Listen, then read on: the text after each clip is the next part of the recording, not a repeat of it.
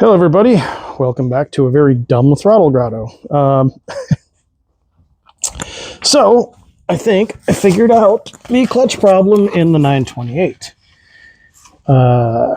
Sorry, it's a little cramped under here, but let me show you what I found.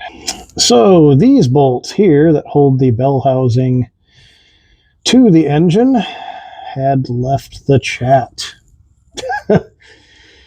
Every time I slid by here, I didn't even look. I didn't even notice it, but I did notice when I pulled the bell housing off this time, I don't know why this time, a little more gap right here than normal on both sides.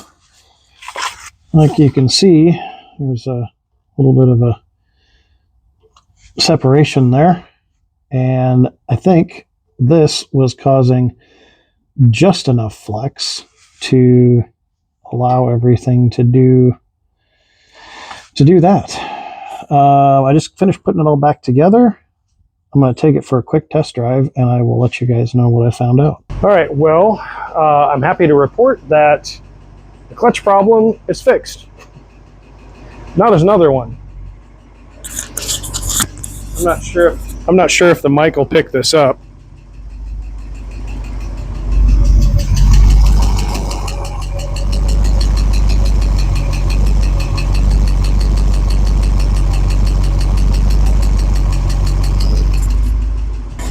That's what we call not a good noise. It's got good oil pressure. Like I've got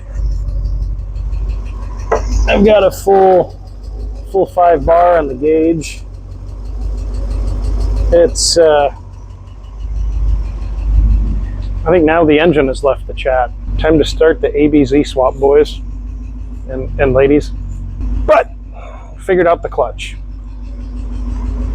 which is one win. So that's all from Throttle Grotto for this time.